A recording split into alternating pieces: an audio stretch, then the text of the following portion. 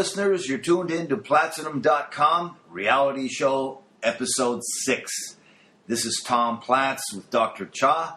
Hello. Our special guest today is Matt Adams from the UK. Hi there, my name is Luke Nichols and I'm from the UK also. And I'm Steve Diamond from San Diego, California. Welcome. Okay. Let's have some fun. Alrighty. Okay, let's start with this. Luke Nichols from the UK. Tell us a little bit about yourself. I've been a competitive bodybuilder now for, my very first show was back in 1995 and I've done over 40 shows from the UK, Europe, as far as South America as well. He started when he was 1 year old. But yeah, I've done a few shows now and still competing, still actively competing. Last time I was on stage was in Tenerife just before Christmas 2015. So we had a bit of Christmas sunshine. I did the WABA International Mr. Universe and I placed second in the Masters division. Congratulations. In that one. So once again I shall get on stage this year. But currently I've just opened a personal training studio, strength and conditioning unit for clients that I train, that I've been a personal trainer for the last 15 years. I've opened that with my family and it's been going good. I do a variety of training, strength training, circuit training. And so far for the beginning of 2016 it's been very eventful but very successful. So onwards and upwards for prosperous 2016. Where is your studio located? Well, we're located I live in a little town called Rushden in Northamptonshire, which is about 60, 70 miles in between Birmingham and London. It's about 70 miles north of London. I actually live in this little town and have done now for the past 8 or 9 years. So it was something that I wanted to do. It's very, very local to me, a 2-minute drive to work, and I'm there. And cool. We're open 7 days a week. And as I said, there's some good training going on in there and some good fun, bringing back some old school basic training, barbells, dumbbells, nothing too fancy, just good hard work and fun times. It's just a personal, your personal training studio, right? Not an open gym. No, I mean, it's not really as a commercial gym. I do 2 separate things where I have a circuit club and a gym club. Oh, okay. And the circuits are unlimited use because I do circuit classes up to 12 a week, which I invite people to come down and which we do in our schedule. On the other opening hours, I do personal training, or people can come in and they can be part of the gym club as a member and they can use the facilities there. So, it's either one fee or another fee, really, for unlimited use or for, shall we say, a part-time kind of use, which is the gym club. And it kind of works locally. Like I said, it's a small local town, and there's a lot of people. It's not a huge unit, but it's it's quite select, very much like the Platzinum, shall we say, where they want quality people. And right. that's exactly what I'm aiming at. The people that really are into their training and want to learn and better themselves, whether it be bigger, stronger, or just fitness and better health. Wow, that's fantastic. 40 shows. You've done 40 shows, Luke? He started when he was 1 year old. I've actually done 44 shows. I worked out. I'm 43. I've done 44 shows. I've had 25 wins and 5 overalls. Oh, so I need to just up my game a little bit. Sounds like a fighter, Sounds like a fighter. You and Ed Corney, I think, probably had the record for the amount of shows you competed in, I think. Oh, Ed is yeah. That's true. Don't forget Mishko. Yeah. Oh, wow. Jeez, man, that's a lot of shows. I can't even imagine doing that show. I know. I've always taken something from a show, in terms of medals or trophies or something like that. And if I didn't win, I'd just take a seat. I'd rip up a seat and take that instead. So it's always getting momentum. Maybe that's how your calves got so big, just pumping up before each show, Yeah. You're 40 times. Thank you very much. Luke, how do you know Tom and I?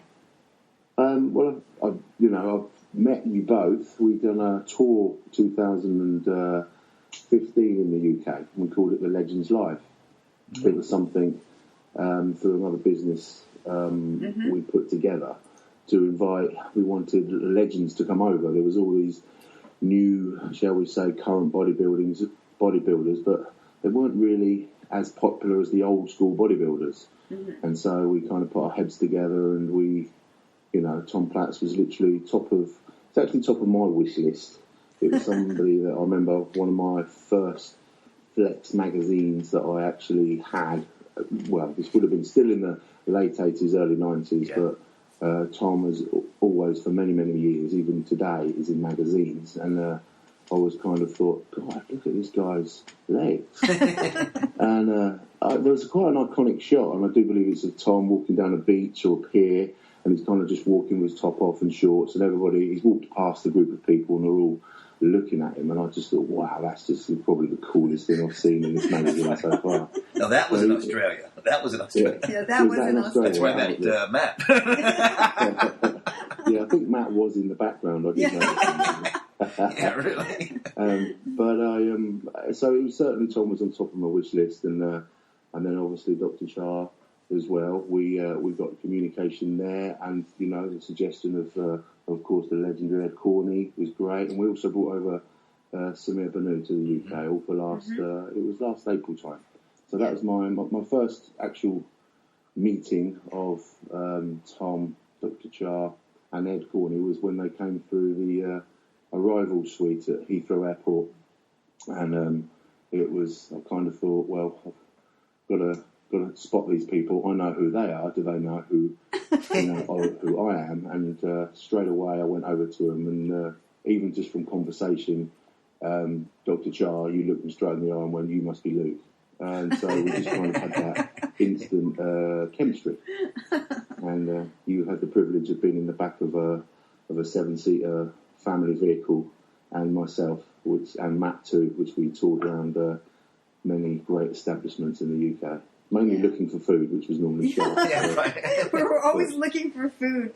Yeah, but it was all good fun. Oh, it was. Yeah. Okay, Matt Adams from the UK. I'm going to tell the listeners, Matt was assigned to me as my bodyguard during this Legends Live tour in England. And he's kind of a guy that kind of flies below the radar, but you definitely know he's there. I am not the easiest person to watch, and Tom Platz can attest to that.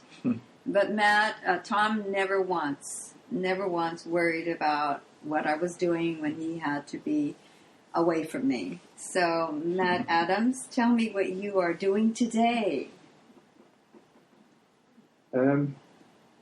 So today, I'm close friends with Luke, as you know, but the viewers won't know that. But I think me and Luke have started trying to.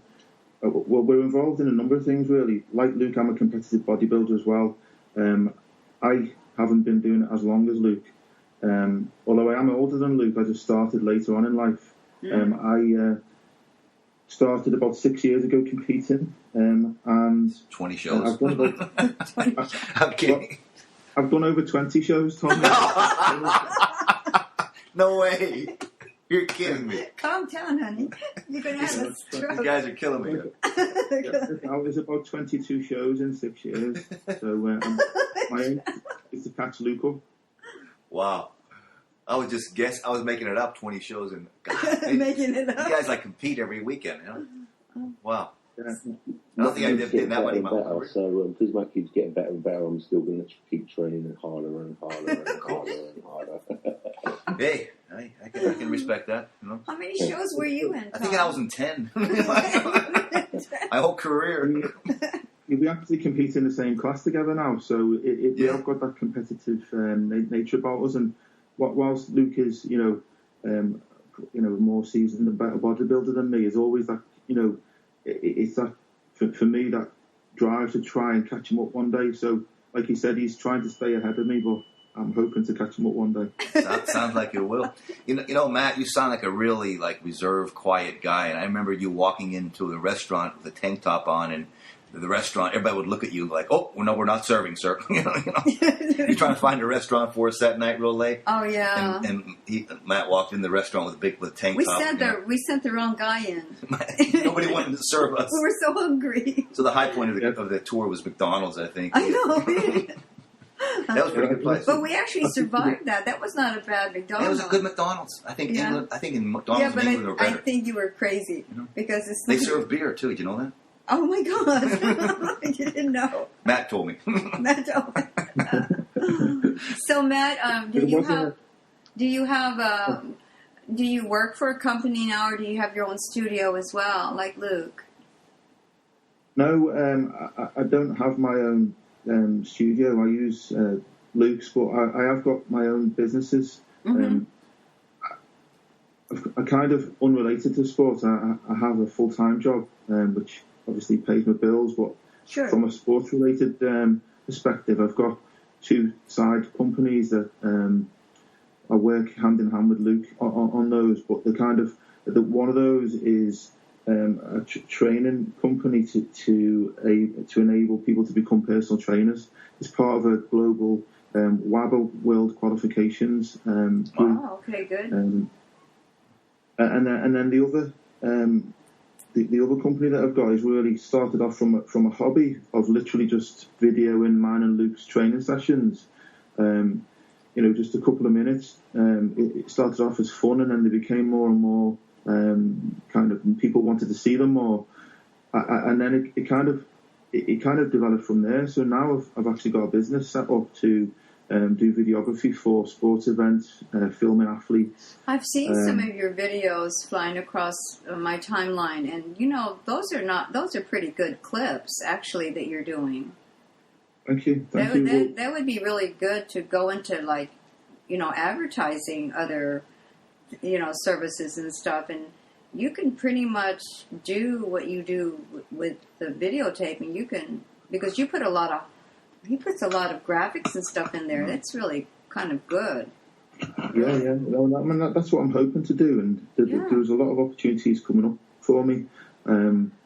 So that's one avenue that I'm moving forward into. Wow, and actually, I know we've talked about bringing you back over into the country, hopefully later on in this year. And you mentioned earlier around if we'd have been able to record the Legends Live last year. Well, if we do manage to bring you over to the UK, then it would be a great opportunity to be able to video footage that and make it into some kind of film or video as well. So and then we'd be able to use the that opportunity to obviously show Tom both the boots and the belts as well. Yeah. Yep. Be like what it's really like backstage. Yeah. God. Forget that. It would be awesome to do that. Well, if you guys read my Facebook status of late, I wasn't joking.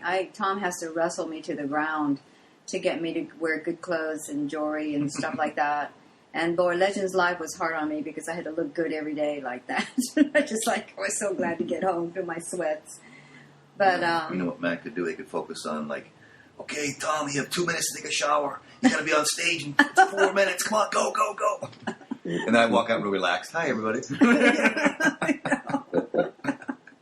It was truth. I was like showered in 5 minutes. Oh, I couldn't believe it. Yeah. You have never. I put soap on my head and he made me wash it off immediately. And have my suit ready. You have never ever gotten ready in 2 minutes. And usually I'm like a girl. I take about an hour and a half. That gets me a hair. 2 hours. Shampoo my hair and condition my hair. What are you doing in there? I'm banging on the door. Oh man, I can't go that fast. I have to relax.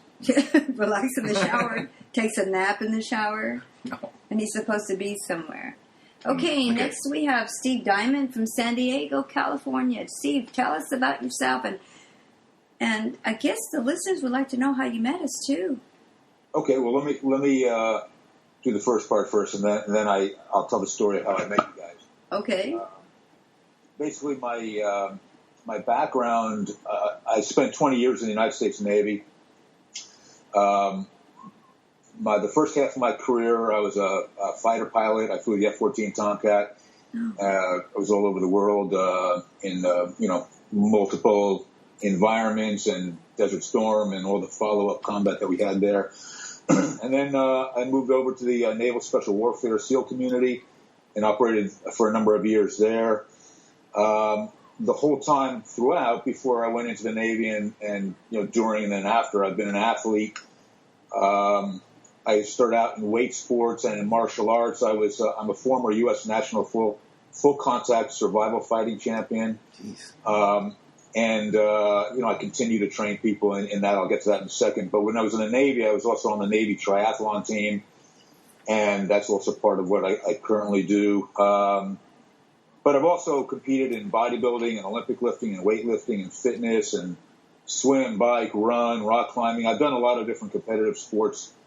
From a business point of view, I did have also a business in the bodybuilding world. I was a coach and manager, and I had athletes at different levels all the way up to the Mr. Olympia level. When I got out of the Navy, I was the COO of a security company. You know, we trained SWAT teams and law enforcement agents in counterterrorism, all over the country. I've since gotten out of that full-time, and I do that sometimes, but my full-time business now is fitness training, bodybuilding training, martial arts, self-defense, fighting training, and shooting training. I've also I continue to be a competitive athlete in cycling. I've been a national level cyclist on the track and on the road, and continue to do triathlon for fun. I also enjoy rock climbing at a pretty high level. And my business is SteveDiamondTraining.com, and I do all those areas from fitness and weight sports to endurance sports and self-defense and shooting and that sort of thing. Wow. So I'm sort of all over the place, and it's a combination of obviously my passion and my interest, but also it draws on a lot of the training I had when I was in the military. So it's basically what I've done both professionally and personally for fun. Wow. You guys make us feel like we haven't lived our life yet. Yeah. Really. I'm sitting here like, okay, my resume has 2 lines on it. I competed in 10 Olympics, Healing that's arts, it. alternative medical practitioner. That's it. The thing is, it's not the long list of stuff. It's what you've done with the things that are your passion. I mean, look at you guys. I mean, Tom is a legend, and in my opinion, the greatest bodybuilder ever. That's kind of and Shah. I mean, you are legendary in your own right in what you do. So I'm impressed by you guys, and the fact that it's not necessarily many different areas, but you've gotten to be the best in what you have done, which is very impressive. But you asked me how I met you guys, and I met Tom in 1980 because I was training at Richard Baldwin's gym in Tallahassee, Florida. Oh, wow. That goes back a way.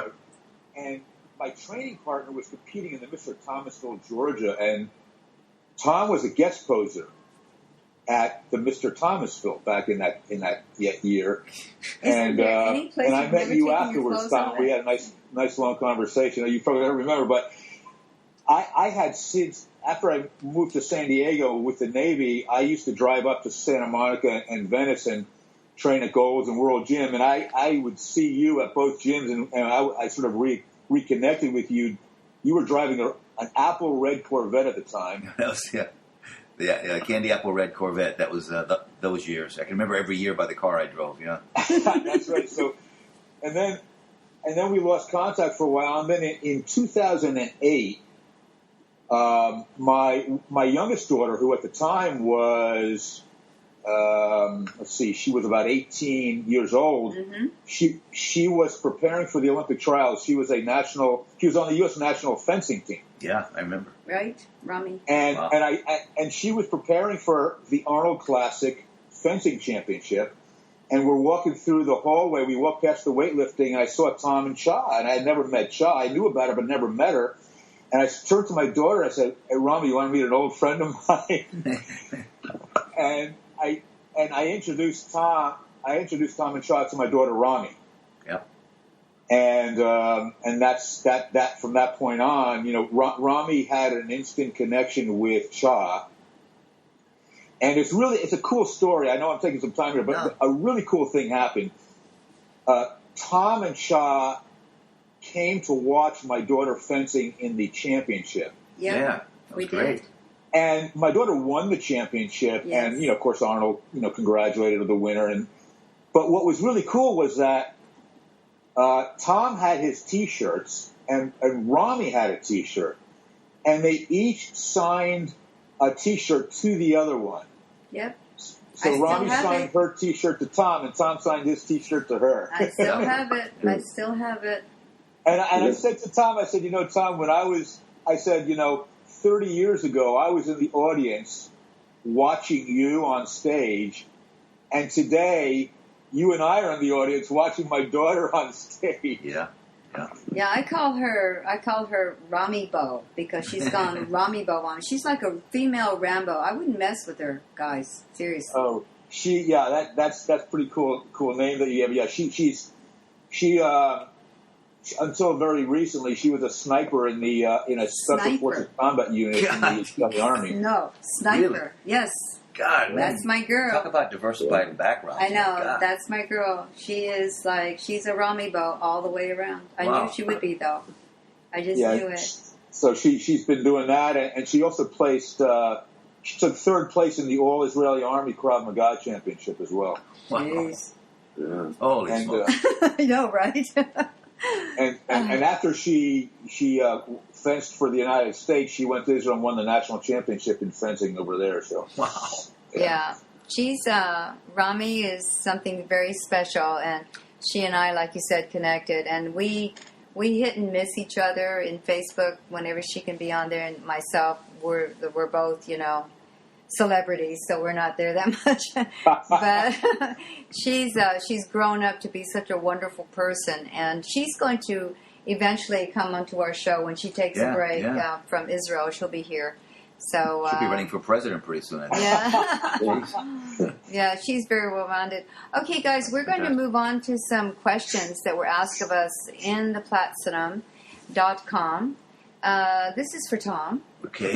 Where is bodybuilding going these days with only mass monsters with bloated guts? Everyone wants to be Mr. O, and that's why they have to be like them to be on stage.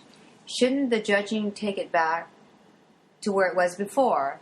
Just adding classic physique category won't do much, ? What is your rock solid take on this? What's your rock solid take on this? I Rock like that. solid, yeah. With all due respect to modern day bodybuilders, Kai Green and Ronnie Coleman and Phil Heath, we've watched these guys develop. And I always liked them the first year they won. When Ronnie won his first year, I thought, oh my God, this guy is tiny waist, beautiful arms. I was so taken. And I was interviewing him at that time, and Cha was prepping him, Ronnie, and he wasn't used to speaking in public, and we were interviewing him. But I think what's happening is that, and I said this in previous broadcasts, it's like we were, as an analogy or a comparison, we were all into hot rods, so to speak, comparing it to bodybuilding back in the old days, the 70s, the 80s, 90s. And now bodybuilding has become not hot rods, but funny cars. And as much as we appreciate the funny cars, we want to go back to hot rods. That's what got us in the business in the first place. I do respect it. I think more is not always better. Dorian Yates opened up that door. He opened the door and did something that no other bodybuilder has ever done before. He shattered the world of what we perceive bodybuilding to be. He did something very unique, and he created something new. He didn't just follow somebody before him. He didn't reinvent Lee Haney. He came out as the mind-boggling Dorian Yates, and so he went on to win for many years there. But I think what happened is that since then, every bodybuilder in the Olympia has copied Dorian. They're trying to basically one-up Dorian, and I look forward to the day when somebody doesn't think about how big and how monstrous they can get with sort of quality. I look forward to the day when the next Mr. Olympia walks on stage and does something like Dorian did that we never saw before. Invent something new. Create something new rather than just copying somebody before them. And I get it. I get it. You can make $500,000 a year or more in bodybuilding these days by being Mr. Olympia. It's cool. It's a good thing. But from an artistic sensibility, I think, just from my point of view, I think we need less science and more art in the sport. And I see that at a classic physique level. I see the small waist and then the whole grace of it all. I used to watch Zane, and I used to watch Robbie. Robbie would walk around Gold's Gym when I was back then, the old days, Steve, when you first met me. We first met. Robbie would walk around the gym goals. He was like dancing. He would like float like Michael Jackson between exercises, And I was like, wow, this guy has such a different style. And I was a short, blocky kid. And I realized then I got to do something different. I got to reinvent myself and do something different beyond just being a muscular kid. And so that's sort of where I went. But I think in terms of the Mr. Olympia, it's more is better, and that's the general concept and approach. Now, I have a question for that, though. What? Now, I don't think it was just Dorian. I think it's what the audience wanted. Well, yeah. They wanted more of that freaky look, that different look, that mind-boggling look. And I think that has pressed the people that followed Dorian, them to be a little bit out there. Well, and I think the audience wanted it. With all due respect in relationship, and I even used to say, I want to be the most freakiest thing to walk on the stage. Right. When I walk on stage, I want the judges to drop their pencils and look at me with their mouth open going, what is that? I never saw that before. Right. They're doing it. They're doing exactly what my concept was. So back then when you said that, I didn't think it would get to this. The thing is, the audience also wanted that. Okay, now I'm going to ask, from Steve, not being a competitor yourself on the stage today, what do you think about today's current bodybuilder?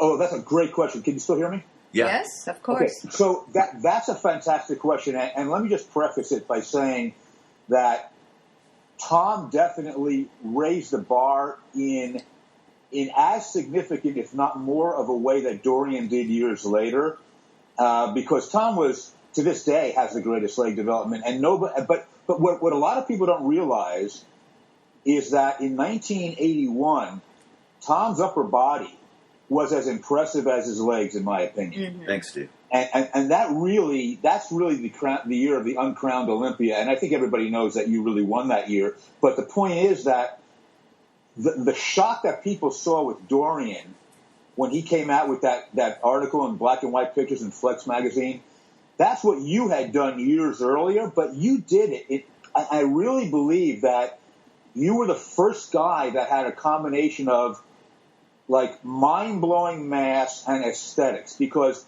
even though you may have, described yourself as having a wider waist, you were able to achieve an aesthetic that I have not seen to this day. So you still hold the standard for that, in my opinion. Thank you, Steve. But what I think is really impressive is, and it has yet to play out, I know that they've introduced the classic category now. Yes. And I really hope that is the beginning of what you described as the new way to impress the bodybuilding world. Yeah. Yeah. Okay, Luke, Matt, what is your take on today's bodybuilding? What kind of pressures do you guys feel? Because you guys are up there. You guys are still competing, regardless of what type of stage it is and who's holding what federation. How do you guys, what kind of pressures do you guys feel knowing what's winning versus what you're trying to achieve in life yourself? Well, for winning, the classic class has been, for the last 6 or 7 years, it has actually been in the European scene. UK BFF introduced it, which is the arm of the IFBB, introduced the classic class, which was a height to weight ratio.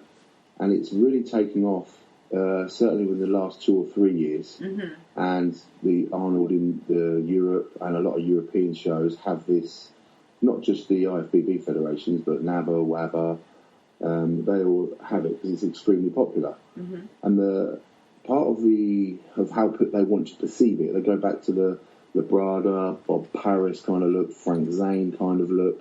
And these guys are stacked with muscle. They have got a lot of muscle. But again, as we've mentioned, very aesthetic and in great condition, particularly some of the guys that are coming out of the Middle East, the condition of these guys that are coming out, and these guys are only weighing literally 80 to 85 kilograms. Wow. They're in phenomenal shape. And I do think for the kind of the mass monsters, and the original question was how, the mass monsters of today, people, you go onto forums or even on social media, Facebook, people are hung up on weight. Yeah. And they're kind of, I'm, eating X amount of calories and I'm weighing 250, 60, 70 pounds. But it doesn't really matter what you weigh when you're judged on stage, because nobody has ever put a set of scales on stage and say, stand on that, how much do you weigh? Yeah. I mean, I don't know what Tom weighed when he was competing at the Olympia. I don't know what Ed Corney weighed when he competed at the Olympia. But it doesn't matter, because it's the perception of what you're viewing in front of you with your own eyes. I actually prefer, in my opinion, as I like the 212 class. There's a little bit more conditioning. Some of the guys are a little bit blocky, a little bit shorter, but there's a little bit more aesthetics in it, I truly do believe. And it's very, very competitive. But for me personally, last year as a competitor, I took a conscious decision where I wanted to be fitter in general. I'm 43 now, I'm still competing, and I just wanted to be a little bit fitter for my family and for my own health. And I got on stage at my lightest weight since 2006 or 7, and people said I looked so much bigger, better, because I'd got myself in better condition. My waist was certainly as small as it's probably been since I was, I don't know, probably in my early 20s. And again, people asked me how much I weighed. I didn't know. I was in Tenerife. I did the show 3 or 4 days before. I don't know what I weighed on the day of the show. Only when I got back home I got on the scales, but I'd probably eaten half of the island of Tenerife by then, so I don't think I counted. So we can't really give that weight. So it's really, people are kind of hung up on what they weigh, and Facebook at the moment, there's a lot of feeds going through because the Arnold Classic is coming up, and Justin Compton's weighing this and Cedric Milan is weighing this. Who cares? Let's get on stage. Let's see who actually wins. You might find out that it's a guy that's only 200 pounds. 200 pounds in shape with the great aesthetics. That's you look like 240 pounds. Yeah. That's a great point. I mean, if you don't mind me interjecting here, one of the things that I think really is a problem with the current state of bodybuilding is that so many of these gigantic monsters, from my opinion, from a physique point of view, they all look very similar. Yeah, I mean, they do. Yeah. There's not a lot of distinction in how they look physically, and the detail is definitely not there. I mean, I would take a guy like Hamdullah Aykutlu from Turkey back in the day, or Francis Pinfado, or even Paul DeMeo. I mean, these are guys that obviously those three guys I mentioned are all different sizes, but their proportion and detail, in my opinion, is like so far superior to any one of these 300-pound guys today. Yeah, quite. Yeah, Francis Bonafide from France. Wow, I mean, the shape, his waist, from his his muscle bellies. I mean, the guy was probably about 180 pounds. Right. And I did see him at a FIBO about, I think it was 2012, just strolling around like a regular guy. I think he was, introducing his nutrition company at the time over in FIBO, advertising it in Europe. He looked great, picture of health. I don't know how old the guy is, but he just looked really fit and healthy. And there was probably guys walking around, probably 20, 30 years younger, and they looked like they couldn't, tie their own shoelaces. I know. So it's kind of, sometimes you go to these kind of expos, I mean, particularly in Europe and the UK, and you sometimes, I kind of get a little bit embarrassed by some of the so-called, calling themselves bodybuilders. Of course, we all go through the process of eating probably more than the average person, training more and having that intensity, but we've got to keep it real. Don't get hung up on numbers, and people do. How much do you earn, how much do you weigh, how much do you lift? Really, who cares? Maybe it's because all the young, I say kids. When you're my age, everybody's a kid, Yeah. But the community at large, the youth, were raised on the Transformers and the Incredible Hulk, and to them, aesthetics is the Transformer, coming from the movie. Okay, I don't know where I came from, but I don't either. Because I used to look at Frank Zane and the guys in the magazines, and now it's like what I look at is not just the body, even though my study in anatomy is very advanced. I look for balance, symmetry, aesthetic beauty, but more than anything, when they're smiling on stage, showing you their body, See, that's a good and point. their smile never reaches their eyes because they're just so depleted.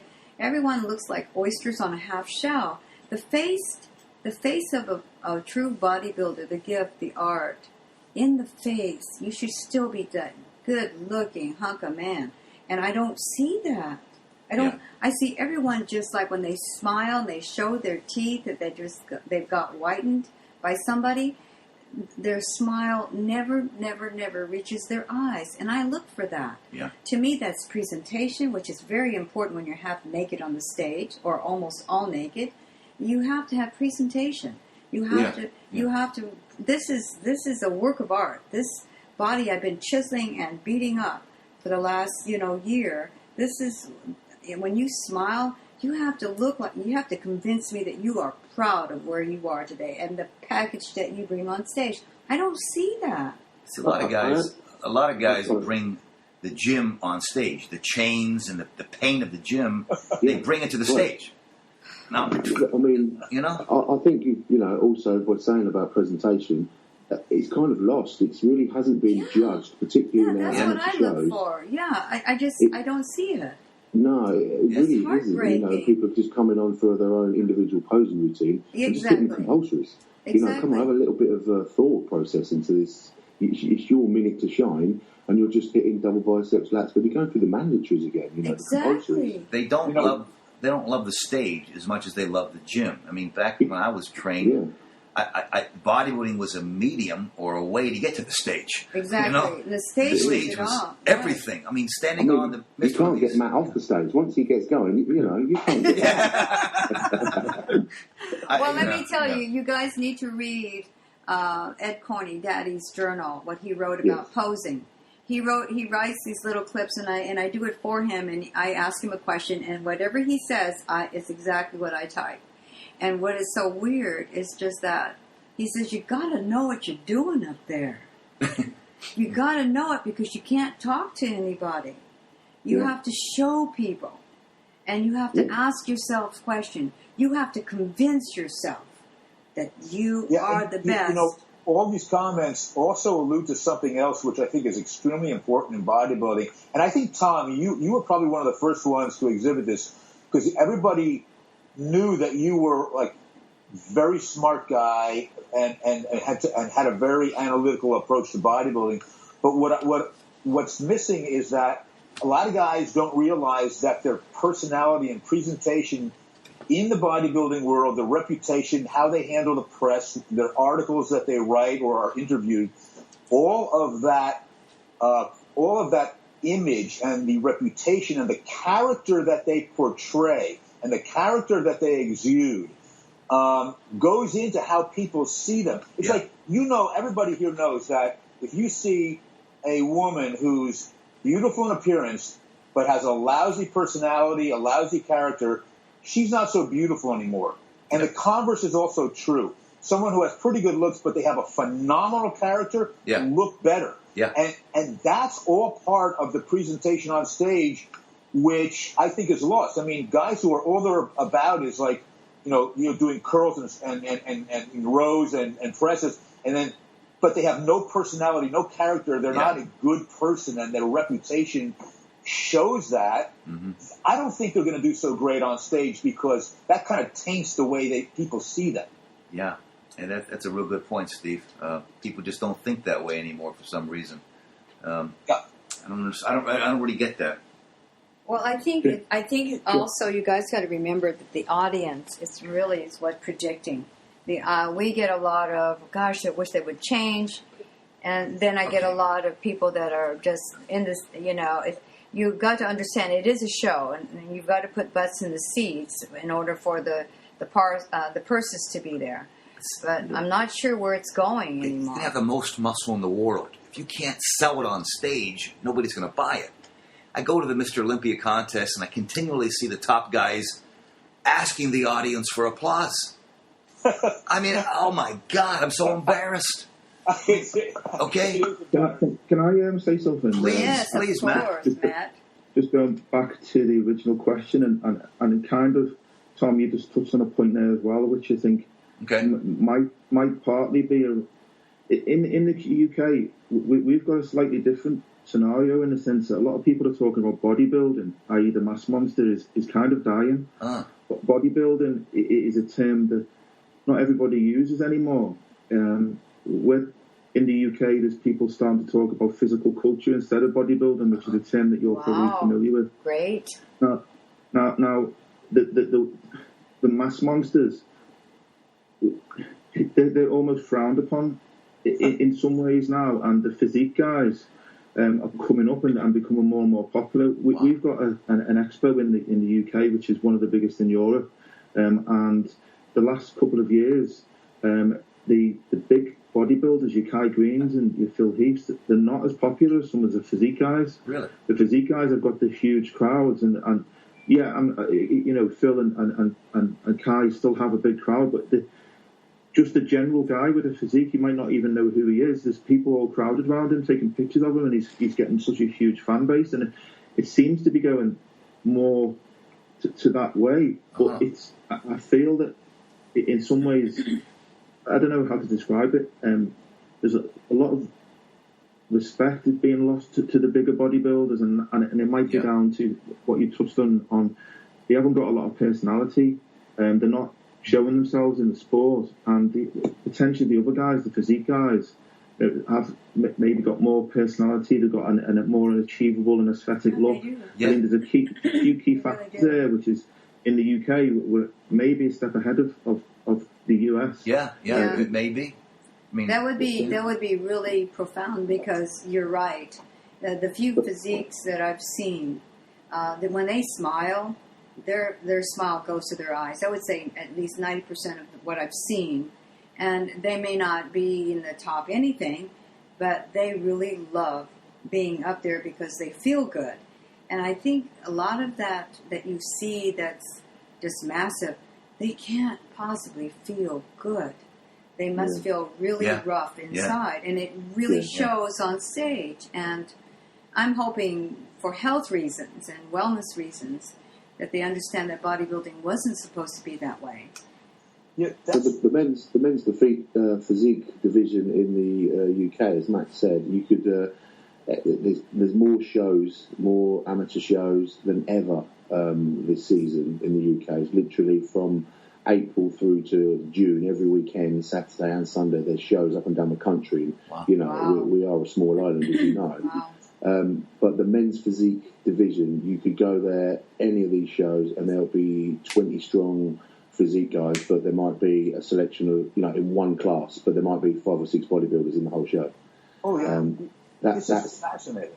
That's how it's become. Well, Europe's always been a little bit of the lead in that. But also, what we've got from me personally and from Matt as well of our training, we're kind of, as we're coaching people, we're coaching more guys who are coming to ask us, although they see us as, shall we say, more seasoned bodybuilders.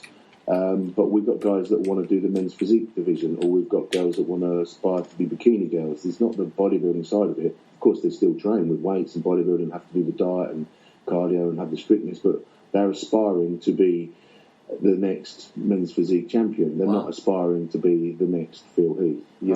That's amazing. This thing that Luke and Matt are talking about in the UK, I had no idea. But what it sounds like to me is that men's physique / classic is going to do for men what figure did for women.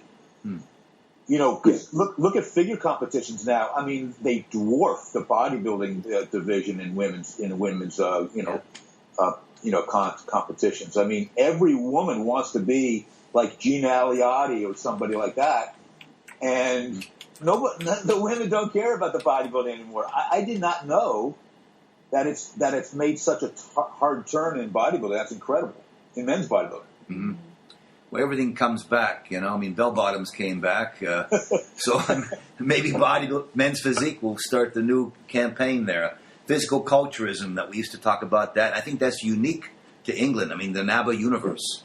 When I was competing in the Mr. America, we all wanted to go to the NABBA universe someday. And that was, to be the essence of physical culturism, as it was called in the 60s. And I think it's coming back. I really do. Well, Wow, funny that's you cool. should say that. Funny you should say about the physical culture, Tom, because there's a new federation that's come out of the UK, and it's actually proving to be one of the most popular. It's called the PCA, Physical Culture Association, and they are actually trying to put the more, shall we say, judge it with the more aesthetic eye. Even though they are, I'd like to get to know these people. They're really good people. You actually do know one of them, Char and Tom. It's Simon Fan. Simon, yes. Simon, who had the gym in Birmingham, and he was the promoter of the Legends Live we in met Birmingham. Simon when we were there, yeah. He's one of the committee members. Wow, that's fantastic. And, we'd like to know more about that for sure. Well, and do you know what? It's really steamrolling, shall we say, at the minute, and Matt, with his Math and Muscle, we are filming at the very first one of the season, the Saxon Classic, and they've got a British finals, would you believe, even though there's no pro card attached to it, but they've thrown down £20,000, which I believe is about $35,000. That's good. More than you'd win if you were, shall we say, a 212 competitor at the Arnold. Right, so that's there's certainly guys that are behind it at the moment are serious business, but and I hope they're serious about the physiques they're getting on stage. Matt and myself are actually prepping a few people to do some of their shows, and I've been talking to the committee members. That's more marketable as well. That's more marketable as well. Exactly that, because again, they're doing this classic class, they're doing this men's physique, they're advertising it. There's a real good social media backing from it. The guys behind it are very well respected here in the UK, and so we're kind of pushing along, and we're helping them where we can, both Matt and myself. And both of you. Putting bums on seats, and bums on seats sell tickets, and that's revenue, and that's what business is all about. We need to get together then, and let's talk about that, because that sounds very, very good. Very good. Yeah. Okay, we have to move on to the next question. Oh. Where? This one here. For you? Okay, this is for you. This is for Cha. What do you think of supplement companies that are facing lawsuits every other day on unresearched nitrate and SARMS products, SARMS products? Also, is there any chance that lacto-vegetarian reach the pro level in bodybuilding? Okay. As far as supplements, companies that are facing lawsuits, I don't really follow who's zooming who right now, and I think there has to be a responsibility. Number one, just because it's made doesn't mean you consume. So the consumer has to take the responsibility of what they're putting in their systems. They have to do their own due diligence, their own research, and I think that it's world renowned. Everyone knows this. Even when I was in practice, everyone's very litigious because they don't take personal responsibility as an adult. You go to the store, you buy something, you put it in your mouth, and you sue the company because it made you sick. I think the consumer has to take more responsibility than that. I personally, and in our personal life, we do not use the vitamins, the protein bars, the creatine, and all this stuff, mainly because I can't buy it in the produce section. So it's not allowed in my house.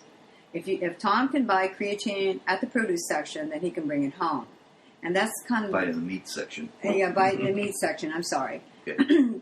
Basically, if you can read the label, and this is how this is the only thing, my only say on supplements, is that if you read the label, and you can't go to a farm and pull it out of the ground, and you can't buy it in your produce section, you can't buy it in the meat department, fish department, or poultry department, don't take it, because it's not food.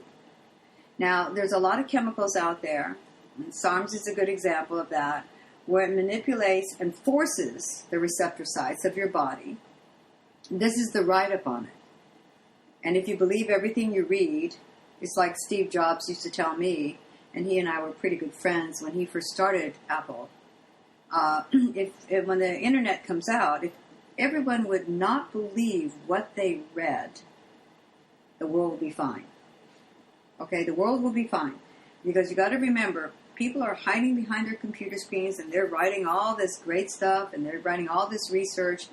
And unfortunately, the computers make people more lazy, so people don't really research the research that's been researched in double-blind studies. Now, I've been involved in many, many natural, organic, double-blind studies, and I don't even like to use the word natural or organic anymore. Because organic, the definition of just organic, it has to contain a carbon molecule, which means DDT, the poison, contains carbon molecules. So, with that being said, I don't think much of supplement companies. I was asked to actually come into a a pharmaceutical company who had a supplement line who had 25,000 employees. And they said, we heard about you, we want you to come in, we'll pay you X amount of dollars. It was 6 figures they offered me. It was pretty good money, but they wanted me to come in and convince their employees to take their supplement line as almost making it mandatory to be on their vitamins. And I told them that, you don't really know me that well.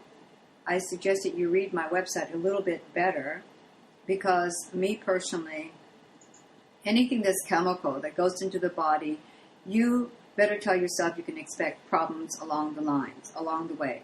There is moderation and then there's overtaking. And most people think more is better. So they overtake it, they get sick, and they sue. I just don't think that's fair. Not that I agree with any supplement line. It's just that I think the consumer has to take a bigger stance. If the consumer would take a better stance in saying, okay, this contains riboflavin. I have not been able to buy riboflavin one time in the produce department. How can you sell it to me for human consumption? That would be a question that I would ask of someone that's trying to sell me something to take. So I think the lawsuits is going to always continue. Unresearched nitrite, why would you take anything that hasn't been really researched? And where are you getting the research information? Are you just reading online? Or are you actually talking to a professional saying, could you explain this data to me? That's what I do. Ironically, supplement companies run the business of bodybuilding. Exactly. I mean, if you go to the Olympia, it's, hundreds and hundreds of protein 98%. supplement booths, if you will. So what you're saying is that real protein doesn't come in a big jar and it's on the shelf for with the last 4 or 5 years. No, real protein has a mommy and a daddy and a face. That's probably something these new guys never consider. They believe they have to take it in a jar before they actually eat. They think protein. They're supplementing their protein line, and I'll tell you what happens to protein powder alone.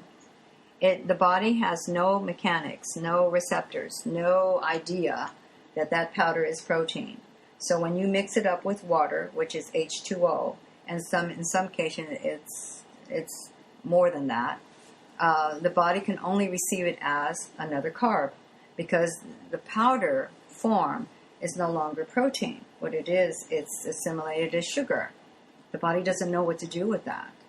I have patient proof that when I take protein powder and I replace it with no more protein in that day, the body has better responses as far as muscle development, muscle retainment, and less percent body fluff is actually added. So as a person is drinking and he's growing from protein powder, a lot of it is just water retention. If you take the protein powder away and the mixture away for just, 24 to 36 hours, the water is spilled, it goes out to waste, and he's smaller, and he's saying, oh my gosh, I was bigger when I was taking protein powder. That is the trade-out.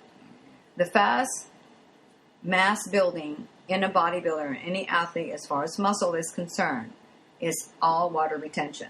So when you start dieting down and you lose a lot of muscle, well, you can tell that you didn't get your beginning muscle from eating meats, fish or fowl or eggs. You got it from protein powder, which is water-based. So when you start depleting and cutting back on your water intake and cutting back and prepping for a show, then you can't figure out why all of a sudden you went flat.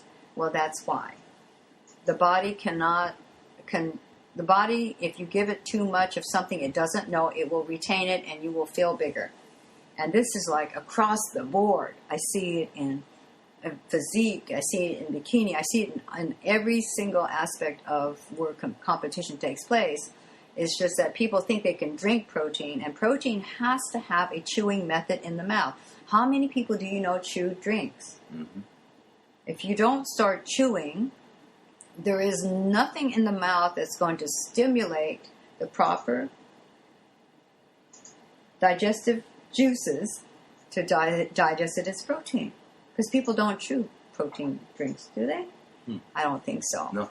But that's just my take on it, you know, and if you can prove me wrong, I'd like to see it. But in my patients, I've seen it time and time again, that, you know, they have false gains, and then when they go to diet, they lose everything. And it's because they should eat. If you want muscle, doesn't it make sense in anyone's head? If you want muscle, don't you think you should eat muscle, like beef, chicken? Doesn't it make sense to you?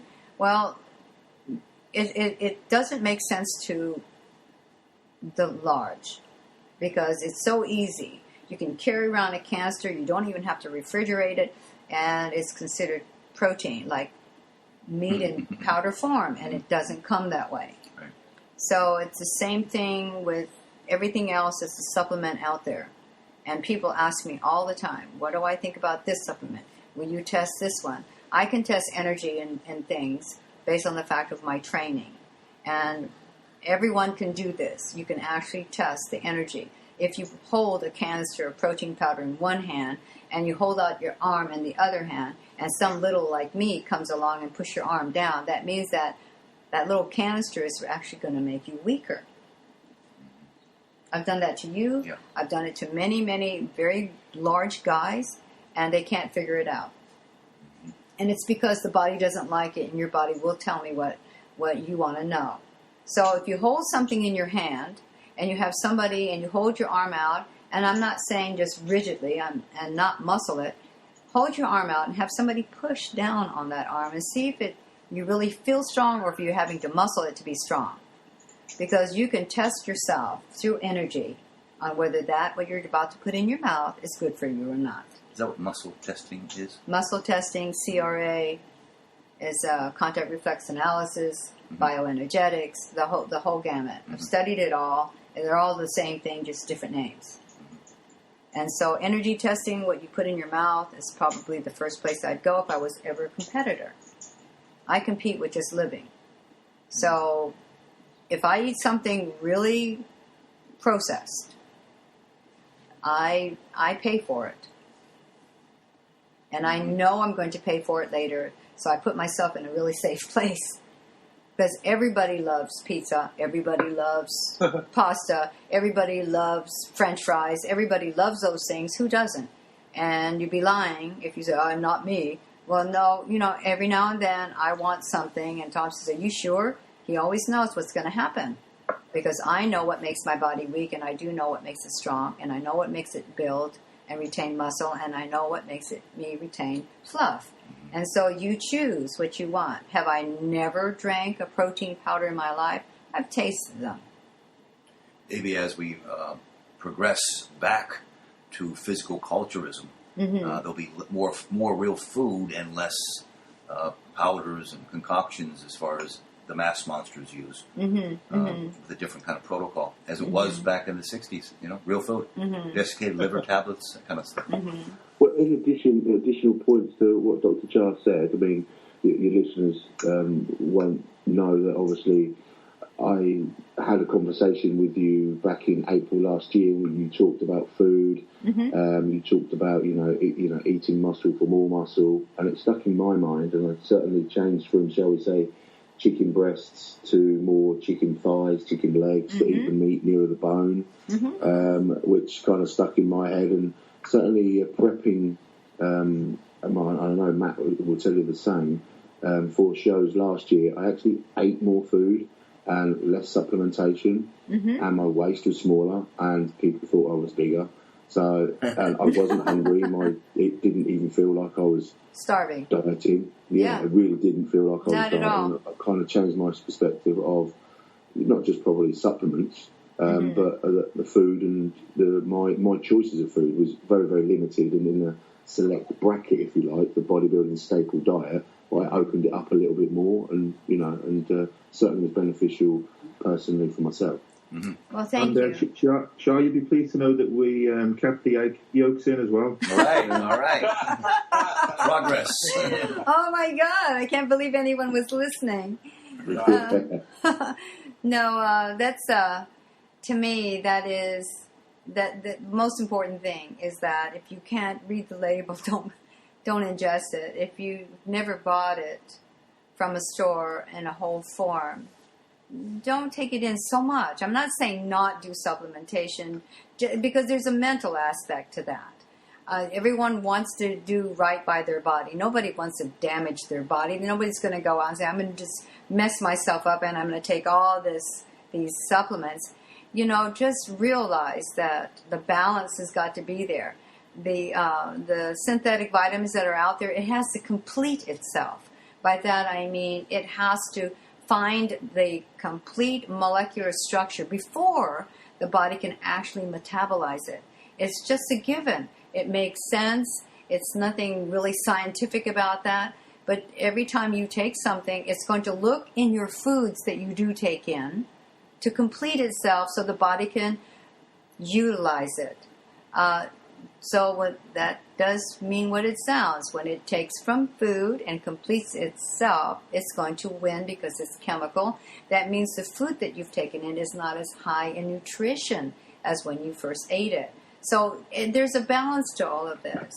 When I eat a pizza, I always ask Tom for some celery, some carrots, some cauliflower, and raw broccoli, and a nice ranch dressing, and I'll have that too to help, knowing that I'm helping my body push that pizza through, because I'm not going to give up pizza because it's hard to digest. I'm going to help my body like me forever, and I'm going to eat some raw veggies with it. And most people don't do that. They just go out and have pizza, and then they end up in a fight, and they don't know where the fight came from, and they're in a bad mood. It's because the body's in a bad mood because of what you just ate. So it correlates into your life. It actually goes into your life. Look, your family probably liked you better that last dieting period. Yes, they did. I didn't have to move out and live in the shed. It was much more homely. Much more. You were more even-tempered, and that's the whole point of it. Didn't a girlfriend come into the picture at that time too? No, this is Luke.